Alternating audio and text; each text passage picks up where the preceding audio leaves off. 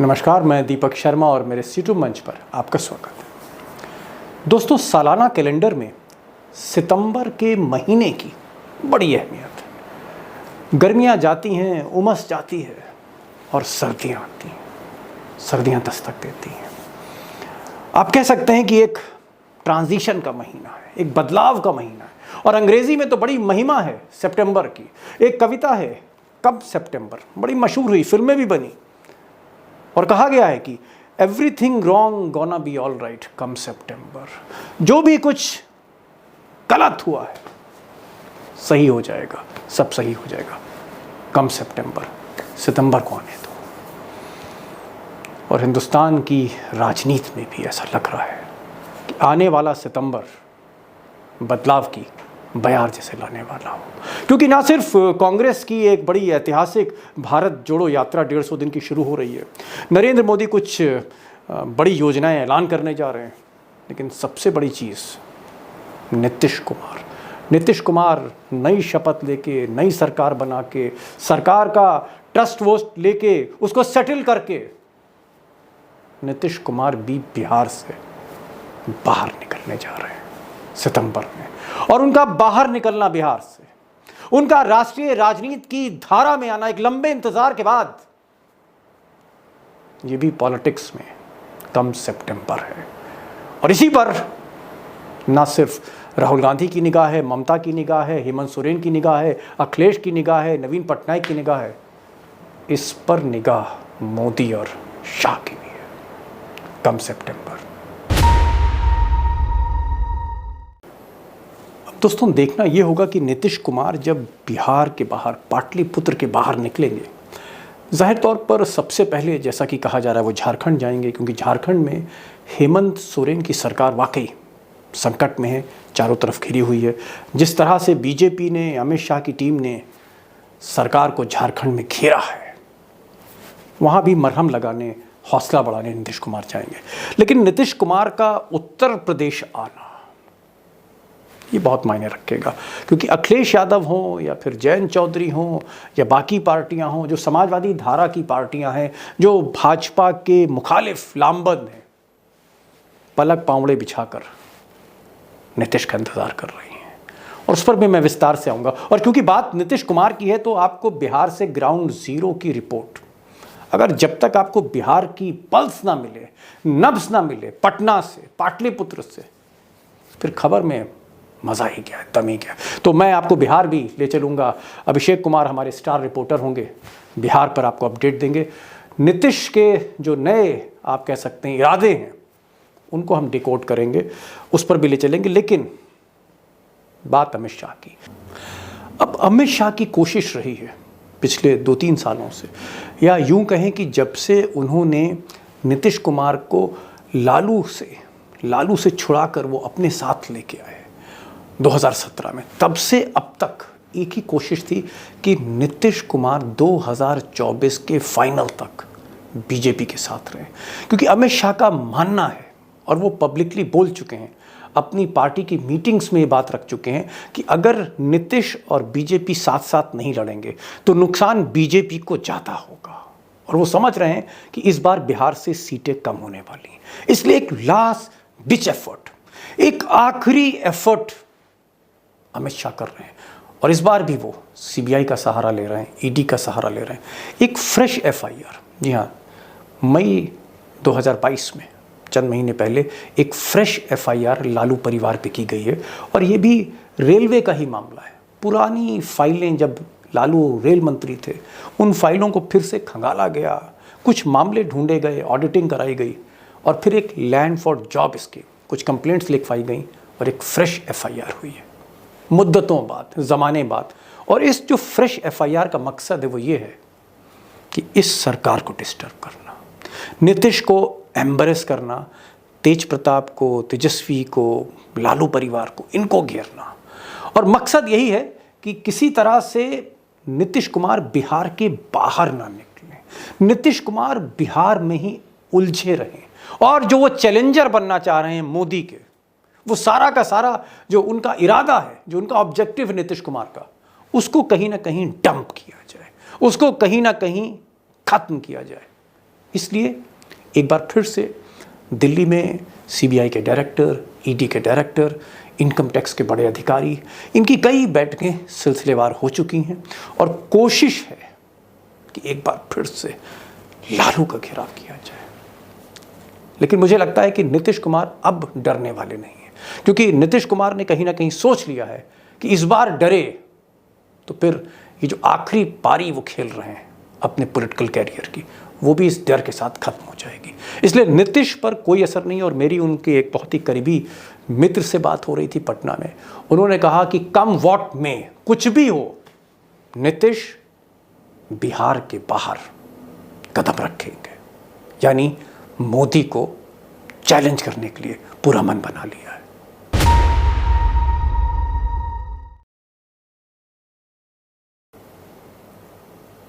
अब दोस्तों, दो और खबरों की सुगबुगाहट नीतीश से जो ताल्लुक़ रखती हैं, जो आप कह सकते हैं कि राजनीति की धारा को बदलने की कुव्वत रखती हैं।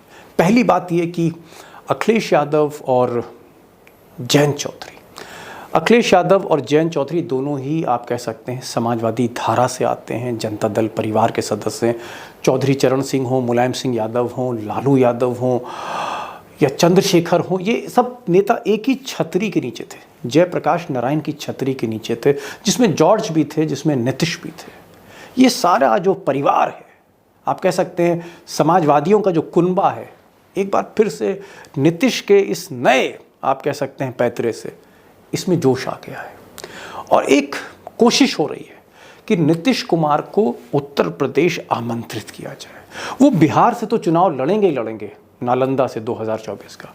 एक कोशिश ये हो रही है कि नीतीश को इनवाइट करें, उनसे कहा जाए कि आप उत्तर प्रदेश के भी किसी बड़े शहर से या किसी प्रतीकात्मक निर्वाचन क्षेत्र से, जैसे कि लखनऊ, आप वहाँ से भी चुनाव लड़ें। और उसका जो इम्पैक्ट होगा जाहिर तौर पर नागवार गुजरेगा गुजरात लॉबी में, क्योंकि असली जो लड़ाई है, चाहे वो नीतीश की हो, चाहे मोदी की हो, चाहे समाजवादियों की हो, चाहे भाजपाइयों की हो, वो जो लड़ाई है वो हिंदी पट्टी पे लड़ी जाएगी। वो लड़ाई किसी आंध्र प्रदेश में, कहीं हैदराबाद में, कहीं तमिलनाडु में, कहीं केरल में लड़ाई नहीं लड़ी जाएगी। वो लड़ाई हिंदी पट्टी में लड़ी जाएगी। और हिंदी पट्टी का मतलब है उत्तर प्रदेश। और अगर नीतीश कुमार यहाँ से आते हैं तो जाहिर तौर पर एक नई धारा आपको निकलते हुए दिखेगी, जो सीधे सीधे चुनौती देगी मोदी के अरमानों को। आज मेरी कुछ कांग्रेस मुख्यालय में कुछ नेताओं से बात हुई और उनका भी ये कहना है कि इधर हाल फिलहाल में राहुल जो अपनी टीम के साथ बैठे, उन्होंने नीतीश कुमार के बारे में बहुत पॉजिटिव बातें की, बहुत सकारात्मक बातें की हैं। और कहीं ना कहीं नीतीश कुमार के वो बहुत पुराने एडमायरर रहे हैं। अगर आप पुराने बयान राहुल गांधी के उठा कर देखेंगे तो उन्होंने सुशासन बाबू को हमेशा सराहा है, उनके काम को, उनकी ईमानदारी को। इसका मतलब क्या है दोस्तों? इसका मतलब यह है कि राहुल गांधी पूरी तरह से मन बना चुके हैं, जैसे कि उनको कोई चैलेंजर मिल गया। और मैंने कल भी एक वीडियो बनाया था जिसमें मैंने कहा था कि अगर दिल किसी का बड़ा है हिंदुस्तान की राजनीति में तो वो यही शख्स है, राहुल गांधी। और ऐसी बात कही जा रही है, अब मेरे पास कोई कंफर्मेशन नहीं है, मेरे पास कोई कंफर्मेशन नहीं है, हो सकता है कि आने वाले समय में ऐसा हो, लेकिन राहुल गांधी ने इस तरह का एक संकेत दिया है कि सोनिया गांधी जो बीमार चल रही हैं, और हो सकता है अध्यक्ष भी बदला जाए, अशोक गहलोत अध्यक्ष बने कांग्रेस के, यूपीए चेयरमैनशिप से सोनिया गांधी हो सकता है स्टेप डाउन करें और नीतीश कुमार यूपीए के नए अध्यक्ष हों। और वैसे भी नीतीश कुमार की जो नई सरकार है, जो आरजेडी के साथ बनी है, उसमें कांग्रेस शामिल है, वो दरअसल यूपीए की सरकार है बिहार में। तो नीतीश कुमार ऑलरेडी यूपीए के फोल्ड में आ चुके हैं। ऐसे में अगर वो अध्यक्ष बनते हैं तो एक चीज़ तो तय है कि वही फिर पीएम के उम्मीदवार होंगे। क्योंकि मैंने पहले भी आपसे कहा है, फिर कह रहा हूँ कि बिना कांग्रेस, जिसके पैन इंडियन फुटप्रिंट है, आज भी बीजेपी को राष्ट्रीय स्तर पे कोई टक्कर दे सकता है तो कांग्रेस दे सकती है। तो कांग्रेस अगर नीतीश को बैक करेगी तो आप मान लीजिए कि इस दावेदारी में बहुत दम होगा और नीतीश ही हो सकता है प्रधानमंत्री के उम्मीदवार बने। अब दोस्तों, नीतीश की प्रधानमंत्री की दावेदारी को लेकर बिहार कितना तैयार है, आरजेडी कितना तैयार है, तेजस्वी का कैंप कितनी तैयारी कर रहा है, या फिर जेडीयू की तैयारियां क्या है, या फिर बिहार क्या सोच रहा है? मुझे लगता है कि हमको बिहार चलना चाहिए और बिहार की ग्राउंड रिपोर्ट वो आपको ज़रूर सुननी चाहिए, देखनी चाहिए, क्योंकि ये जो सारे बर्निंग इश्यूज़ हैं, बर्निंग क्वेश्चंस हैं, इनके जवाब आपको पटना से ही मिलेंगे। तो चलते हैं पटना। और हमारे साथ सीधे जुड़ गए हैं ग्राउंड जीरो से, बिहार से, अभिषेक कुमार। अभिषेक, हमने देखा और सबने इंतज़ार भी किया पिछले 6-7 महीनों से, बल्कि मैं यूं कहूं तो उत्तर प्रदेश के जब से चुनाव हुए तब से ये इंतज़ार हो रहा है कि नीतीश कुमार दामन छोड़ेंगे भाजपा का, मोदी का, अमित शाह का, और वो आरजेडी से हाथ मिलाएंगे, और जो संख्या बल है विधानसभा की वो उनको पूरी तरह से फेवर करती है, और यहीं से एक राजनीतिक धारा निकलेगी देश की, जो इस समय जो सत्ता है उसको चुनौती देने के लिए। अब नीतीश कुमार ने पाला बदल लिया, नीतीश कुमार ने आरजेडी से हाथ मिला लिया, नीतीश कुमार की सरकार बन गई और सरकार ने अपना बहुमत भी साबित कर दिया, विश्वास मत भी जीत लिया है। अब सब कुछ सेटल है। सवाल यह है कि अब नीतीश कुमार के लिए व्हाट नेक्स्ट? ये जो दिल्ली की लड़ाई है उसकी तैयारी क्या हो रही है? दिल्ली की लड़ाई की तैयारी दरअसल ये है कि नीतीश कुमार के सहारे बहुत सारे ऐसे पॉलिटिकल एनालिस्ट आपको मिलेंगे जो ये कहते हुए नजर आएंगे कि बिहार की 40 लोकसभा सीटों को साधने की कोशिश विपक्ष कर रहा है, जबकि हकीकत ऐसी बिल्कुल नहीं है। नीतीश कुमार मौजूदा दौर में राष्ट्रीय फलक पर अपनी भूमिका निभाने के लिए पूरी तरह तैयार है, और न सिर्फ बिहार, यदि बिहार विधानसभा में उनके द्वारा दी गई स्पीच जो ट्रस्ट वोट पर अभी आपने सुनी भी होगी, उन्होंने सीधे सीधे जिस प्रकार से दिल्ली को चैलेंज किया और साथ साथ ये भी ऑन रिकॉर्ड कहा कि मुझे गठबंधन छोड़ने के बाद कई अन्य राज्यों के बड़े बड़े नेताओं के फोन आए, तो ये जो हालात है मौजूदा दौर में, उससे नीतीश कुमार की सियासी अहमियत को समझा जा सकता है। नीतीश कुमार की सियासी अहमियत भारतीय जनता पार्टी में नरेंद्र मोदी के उस पिछड़ावाद की भी काट है, जो गुजरात से आकर के, मणिनगर से आकर के बनारस के सहारे उत्तर भारत की पिछड़ा राजनीति को साधने की कोशिश कर रहे हैं। यूं कहें कि 2 बार से कामयाबी से साध रहे हैं, लेकिन जो कि नीतीश कुमार का चेहरा है, एक ब्रांड है नीतीश कुमार, एक साफ सुथरी सियासत और कम से कम करप्शन के मुद्दे पर किसी तरह का दाग उनके ऊपर नहीं है, ना कम्युनलिज्म का दाग है, ना ही करप्शन का दाग है। क्राइम के मामले में भी उनकी सरकार का रिकॉर्ड ठीक ठाक रहा है। तो इस मामले में नरेंद्र मोदी को चुनौती देते हुए वो पिछड़ावाद से कहीं आगे जाकर नजर आते हैं, और यही वो कारण है कि चाहे वो अखिलेश यादव हो, चाहे वो तेजस्वी यादव हो, चाहे वो हेमंत सोरेन हो, या किसी भी हिंदी पट्टी के दूसरे कांग्रेस के नेता या क्षेत्रीय दलों के नेता हो, इन सब के लिए नीतीश कुमार की अहमियत वही है जो नरेंद्र मोदी की अहमियत भारतीय जनता पार्टी के लिए है। यानी 116 लोकसभा सीटों से एक रिंग मास्टर के रूप में नरेंद्र मोदी आकर 282 का सफर बीजेपी को तय करा देते हैं। ये अहमियत विपक्षी गठबंधन के लिए नीतीश कुमार की बनती जा रही है। एक चीज जो अभिषेक, जो सबसे महत्वपूर्ण है वो ये है कि नीतीश कुमार जिस पार्टी से आते हैं, जेडीयू, उनकी बहुत ज़्यादा स्ट्रेंथ नहीं है अगर हम आप बीजेपी के साथ तुलना करें।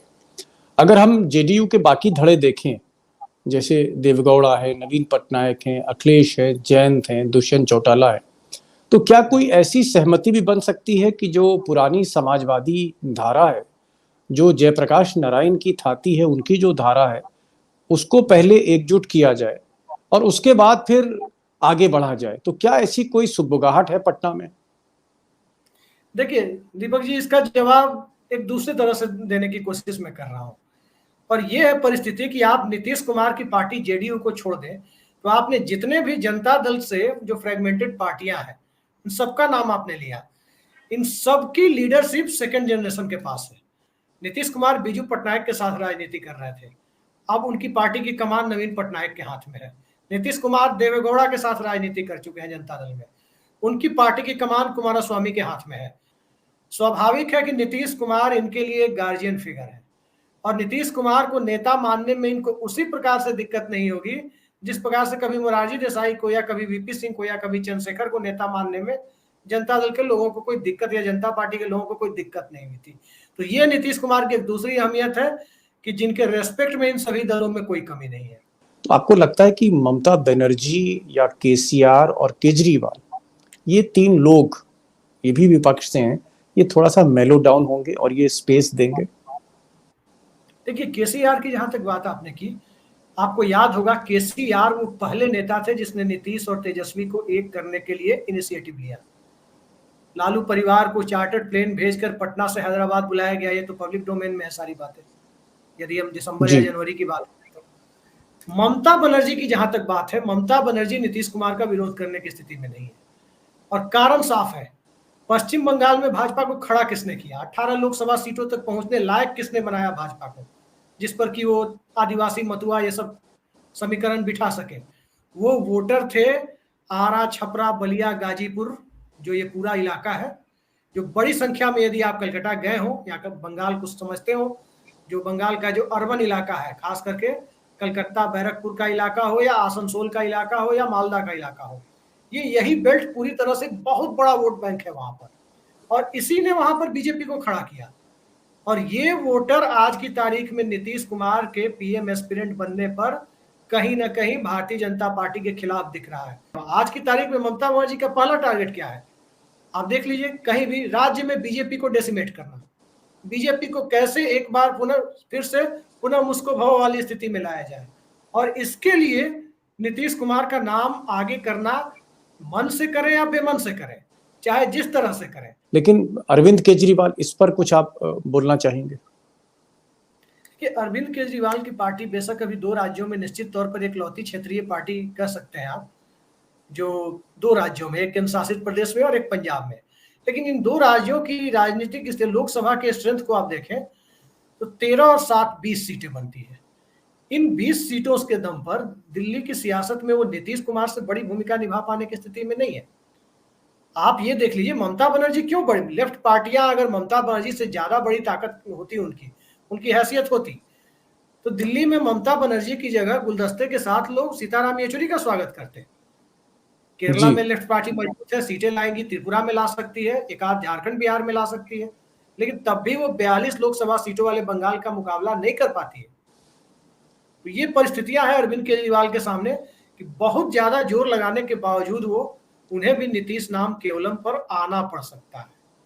चलिए, अभी मैं लखनऊ में एक पत्रकार से बात कर रहा था, बड़ा वरिष्ठ पत्रकार थे, और उनके नीतीश के खेमे से भी अच्छे संपर्क हैं उनके। वो ये कह रहे थे कि जिस तरह से मोदी जी ने उत्तर प्रदेश में फिजा बदलने के लिए बनारस से दावेदारी करी कि वो बड़ौदा से भी लड़े और बनारस से भी लड़े, अगर नीतीश कुमार उत्तर प्रदेश से चुनाव लड़े, जैसे कि नरेंद्र मोदी बनारस से लड़े थे उत्तर प्रदेश से, तो क्या इसका कोई असर पड़ेगा और अखिलेश को फायदा मिलेगा, इसका जयंत चौधरी को फायदा मिलेगा? इसमें कहने की क्या बात है? आप देखिए, भारतीय जनता पार्टी के अंदर उत्तर प्रदेश में कुर्मी समाज के नेताओं की कितनी उपेक्षा। संतोष गंगवार 8 बार के सांसद, उन्हें इस सरकार ने मंत्री बनने लायक नहीं समझा, बनाने लायक नहीं समझा है। आप देख सकते हैं क्या परिस्थिति है। अनुप्रिया पटेल, सोनेलाल पटेल की बेटी, क्या उनके साथ हो रहा है? और जाति जनगणना का मामला सामने आने के बाद नीतीश कुमार अपनी बिरादरी के दायरे तक ही प्रभाव छोड़ने में सफल नहीं रहेंगे। वो, उनका दायरा उससे कहीं आगे बढ़कर होता है, इतना बड़ा दायरा जिसको कैश करने की स्थिति में हर राज्य का गैर भाजपा दल और का नेता होगा। बेरोजगार यूथ को अपनी तरफ खींचना, छात्र संगठनों को अपनी तरफ खींचना, ये तो बड़ी पुरानी उनकी एक अदा रही है नीतीश कुमार की। इमरजेंसी के टाइम से यूनिवर्सिटी के मूवमेंट को कैश करके ही वो आगे बढ़े थे। तो उत्तर प्रदेश में छात्र और बेरोजगार, इनकी संख्या भी बहुत है। आपको लगता है कि इस तरह की सोच जेडीयू में होगी, या जो इलेक्शन स्ट्रैटेजिस्ट हैं नीतीश कुमार के, वो सोच रहे होंगे कि नहीं नहीं, हमें उत्तर प्रदेश का भी विकल्प रखना चाहिए, नालंदा के साथ हम जो है लखनऊ से भी लड़ सकते हैं, या गोरखपुर से भी लड़ सकते हैं, या इलाहाबाद से भी लड़ सकते हैं? ऐसी बातें चल रही हैं क्या? इस तरह की चर्चा हो रही है? देखिए, फिलहाल ऐसी जो भी बातें चल रही है, 2024 अभी बहुत दूर है, इसलिए इस चीज को कि नीतीश कुमार किस सीट का चुनाव उत्तर प्रदेश में करेंगे, खासकर नालंदा के साथ साथ वो दूसरी सीट लड़ेंगे, इसमें कोई दो राय नहीं है। उन्होंने अंतिम लोकसभा चुनाव जो 2004 का लड़ा है, वो भी 2 सीटों से लड़ा है। तब बाढ़ एक लोकसभा सीट हुआ करती थी, जो उनकी परंपरागत सीट थी, और दूसरी नालंदा, जॉर्ज फर्नांडिस वाली सीट, इन दोनों से उन्होंने लड़ा था। तो आने वाले समय में भी वो 2 लोकसभा सीटों का चुनाव करेंगे, ये तो तय है। एक अपना स्ट्रॉन्ग होल्ड नालंदा, जहां से वो जीत करके लोकसभा में अपनी एंट्री सुनिश्चित करेंगे, और दूसरा एक सोशल मैसेज देने के लिए। आप याद कीजिए, नरेंद्र मोदी ने भी 2 सीटों का चुनाव किया था, बड़ौदा और बनारस। अटल बिहारी वाजपेयी जब पहली बार पीएम कैंडिडेट के तौर पे लड़ रहे थे, उन्होंने 2 सीटों का चुनाव किया था, गांधीनगर और लखनऊ। तो इस तरह की मैसेजिंग क्या थी इसके पीछे? मैसेजिंग यही थी कि वाघेला प्रकरण के बाद जो कमजोरी है उसको ढकने के लिए गांधीनगर से उनका चुनाव लड़ना जरूरी था। आज उत्तर प्रदेश में जो करीब जाके मामला फिसल गया है, उसको कवर अप करने के लिए नीतीश कुमार का चेहरा एक बहुत बड़ा मास्टर स्ट्रोक हो सकता है। इसको अखिलेश भी समझते हैं, संभवतः राजभर भी समझते हैं, जयंत चौधरी भी समझते हैं, खुद नीतीश कुमार भी समझते हैं। और होता है। अब दोस्तों, बिहार की रिपोर्ट तो जाहिर कर रही है कि चाहे वो जेडीयू हो, आरजेडी हो, तेजस्वी कैंप हो, नीतीश कैंप हो या बिहार हो, मन बना लिया है कि नीतीश कुमार ही पीएम कैंडिडेट प्रोजेक्ट किए जाएंगे। लेकिन नीतीश कुमार की 2024 की कामयाबी इस पर डिपेंड करेगी कि जनता उन्हें हिंदी हार्टलैंड में, हिंदी पट्टी में, उत्तर भारत में किस तरह रिस्पॉन्ड करती है, और क्या कोई जन आंदोलन, चाहे वो बेरोजगारी को लेकर हो, अर्थव्यवस्था को लेकर हो, रोटी कपड़ा मकान को लेकर हो, बुनियादी सवालों को लेकर हो, इस तरह के जन आंदोलन को क्या वो पुश कर पाते हैं नीतीश कुमार, उसको उभार पाते हैं, ये देखना होगा। और हिंदी हार्टलैंड, हिंदी पट्टी, उत्तर प्रदेश, मध्य प्रदेश, राजस्थान, ये जो हिंदी पट्टी है और यहाँ पर जो हिंदू मेजॉरिटी है, जिस पर भगवा का जादू कर रखा है, आप कह सकते हैं सांप्रदायिक ध्रुवीकरण का जहाँ असर है, अमित शाह का, मोदी का, गुजरात लॉबी का, बीजेपी का, इसको कितना डाइल्यूट कर पाते हैं नीतीश कुमार, क्योंकि वो भी उसी धारा से निकले, वो भी उसी एनडीए से आए, वो भी उसी अटल की सरकार से ही उभरे हैं, वो कितना कामयाब होते हैं। और इस तरह की जो एक सांप्रदायिक ध्रुवीकरण में जो जनता है फंसी हुई है, उसको क्या वो मुद्दों से रूबरू करा पाता है कि नहीं। इस तरह के बहुत से अभी मुद्दे हैं, और अभी मुझे लगता है 1.5 साल का वक्त है, 2 साल का वक्त है, इसलिए इस डेवलपमेंट को फॉलो करना पड़ेगा। और ये भी देखना पड़ेगा कि ममता बनर्जी, केजरीवाल, इस तरह के जो नेता हैं जिनकी महत्वाकांक्षाएं ज़्यादा हैं, वो किस तरह से ये उम्मीदवारी देखते हैं, नीतीश कुमार की उम्मीदवारी देखते हैं, ये भी एक बड़ा पहलू है। बहरहाल सब कुछ डिपेंड करेगा कि अगर नीतीश कुमार ने करंट पैदा कर दिया तो ना सिर्फ विपक्ष उनके साथ खड़ा हो जाएगा, चाहे वो अरविंद हो, केजरीवाल हो या ममता बनर्जी हो, नींद भी उड़ जाएगी इन दोनों की। तो दोस्तों, ये था आज का वीडियो, और मेरी कोशिश रहती है कि जो भी बड़ी घटनाएं हो रही हैं या जो दृश्य बदल रहा है राजनीतिक फलक पर मुल्क के, उसको सही तरह से कैप्चर करके आपके सामने रखूं, और गोदी मीडिया जिन तथ्यों को छुपाती है जानबूझकर, उन तथ्यों को आपके सामने लाऊं। हालांकि नीतीश कुमार को लेकर अभी बहुत कुछ कहना बाकी है, इसलिए क्योंकि बहुत कुछ देखना बाकी है।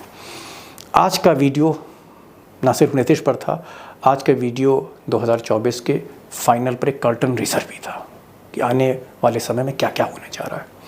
मैं आपके कमेंट्स का हमेशा इंतज़ार करता हूँ, और कुछ कमेंट्स वाकई बहुत उम्दा होते हैं, बहुत आइडिया देते हैं कि अगला वीडियो कैसा होना चाहिए, इसलिए कमेंट्स में अपने सजेशन ज़रूर दीजिएगा।